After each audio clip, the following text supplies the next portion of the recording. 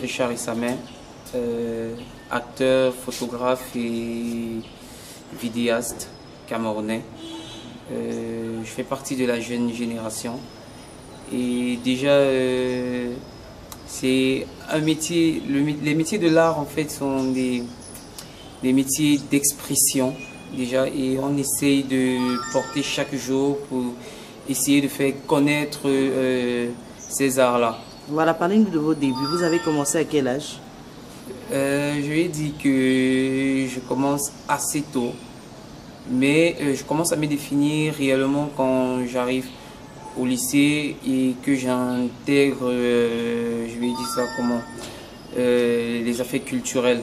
Parce que très vite, je passe chargé des affaires culturelles de par mon côté, parce qu'on va dire au lycée, il y avait déjà les bribes, la chanson, la danse, les petits sketchs qu'on montait nous-mêmes. Du coup, après mon bac, parce qu'il faut préciser que j'ai fait un bac C, j'ai un bac C, mais très vite, je me rends compte que je suis attiré par les métiers de l'art. Donc du coup, notamment le théâtre, parce que c'est le théâtre qui me définit à la base. Donc, et comment est-ce que les parents réagissent quand ils découvrent ça? On a un bac C et on décide de faire les arts.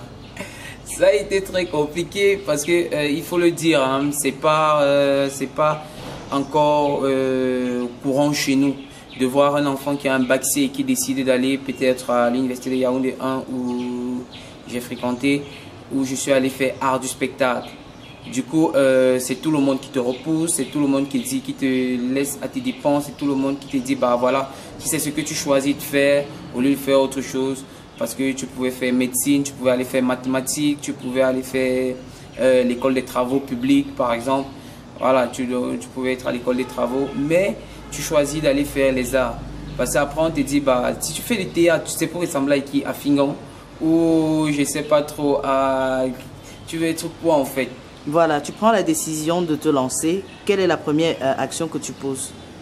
La première action que je pose, c'est d'abord de croire en moi et croire en mes convictions. Parce que il faut d'abord savoir ce que l'on veut en fond. Parce que moi, je suis comme ça, je suis tenace. Quand je veux quelque chose, je veux quelque chose. Quand je veux quelque chose, je me bats pour l'avoir. Quel que soit ce qu'il y aura à côté. Et quand je me suis fixé un objectif, je me bats pour l'atteindre. C'est comme ça que je vais quitter le cocon familial pour arriver à Yaoundé, être carrément esselé et payer mon école de moi-même et commencer à apprendre le métier à l'école. Et puis de temps en temps aller, dès que j'entends qu'il y a un plateau quelque part, que je sois invité, que je ne sois pas, que je m'incruste. Donc je me t'appelle incruste carrément partout. Et c'est comme ça qu'avec le travail et tout, tu commences à te faire remarquer par X, Y personnes qui veulent bien travailler avec toi. C'est comme ça que je me retrouve dans le projet Aïssa, qui est du producteur franco-camerounais, je vais dire ça comme ça, Patoudem, qui fait la première série musicale, on va appeler ça comme ça, une série musicale, dans laquelle je vais carrément jouer et je serai parmi les premiers rôles. Okay. Donc c'est là que j'excelle et à partir de là, beaucoup commencent à me découvrir. C'est comme ça que je me retrouve en train de faire Rêve corrompu avec Chantal Youdom, qui est un docu-fiction de 52 minutes. Je me retrouve en train de travailler avec Francis Teneka, Axel Abesolo, qui sont les gars qui portent vraiment le truc. Je me retrouve avec Merveille Akamba. Tiens, en parlant de Merveille Akamba, c'est la mère, donc c'est le sommet du make-up en termes de make-up au Cameroun, make-up FX, make-up cinéma. Et c'est comme ça que les liens vont se tisser au fur et à mesure. Et du coup, quand elle lance son projet Africa Make-up Week, dès qu'elle lance son projet Africa Make-up Week, elle a recours à mes services. Parce qu'entre-temps, je suis tombé amoureux de la photographie et de la vidéo. Donc par ailleurs, je commence à faire le cadre, cinéma.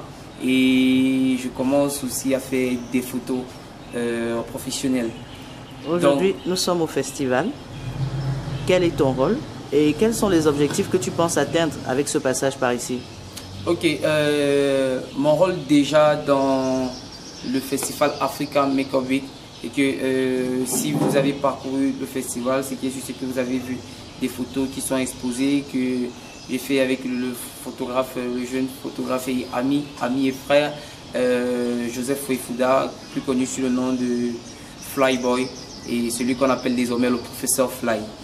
Donc là, vous allez remarquer à la fin du truc, il y a une super vidéo qui a été réalisée qui résume en fait tous les tableaux que vous allez voir. Voilà un peu où on se retrouve, et nous faisons aussi partie du jeu.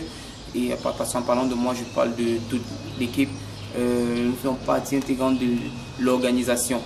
Les objectifs qu'on s'est fixés, c'est de faire connaître d'abord le make-up et refaire connaître le make-up comme étant un métier à part entière du cinéma, comme étant un des piliers du cinéma. Il fait comprendre aux aînés et à tous les producteurs, réalisateurs et aux autres que le make-up n'est pas un métier accessoire.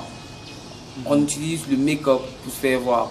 Donc c'est ce que moi en tant que cadreur, si je veux une belle image, au-delà de la composition des lumières, au-delà du cadre que je vais faire, au niveau du costume, il faut penser au make-up.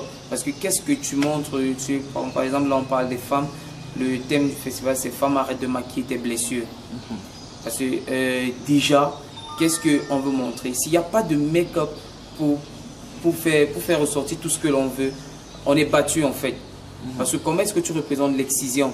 L'excision, c'est dans la tête, on sait comment ça se passe. Comment est-ce que tu représentes une scène de viol? Tu ne vas pas prendre...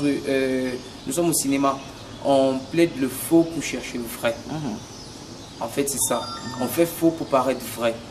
Donc du coup, on a besoin de maquillage. Ouais, vous avez regardé tout à l'heure les tableaux à l'intérieur. C'était super et beaucoup ont apprécié les tableaux. Mais comment est-ce que ça se fait? Aujourd'hui, ce que je vais dire d'abord aux jeunes, mon mot c'est d'abord oser. Oser, c'est ce qu'il faut. Mais sauf que oser, c'est pas tout. Il faut savoir oser. Et surtout, chers jeunes, évitez de vous créer des blocages. Soyez entreprenants. Prenez des initiatives.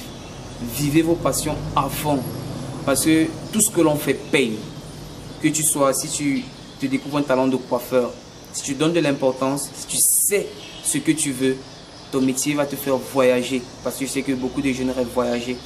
Mais sauf que voyager, c'est pour partager ton art. C'est pas pour aller chercher. Et surtout, ne pas mettre toujours le gain en avant. Vivre son art à fond, c'est ce qui t'apporte le gain. C'est ce qui t'apporte toutes les richesses. C'est ce qui te fait connaître.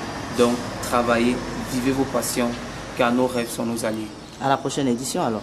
Vivement la prochaine édition.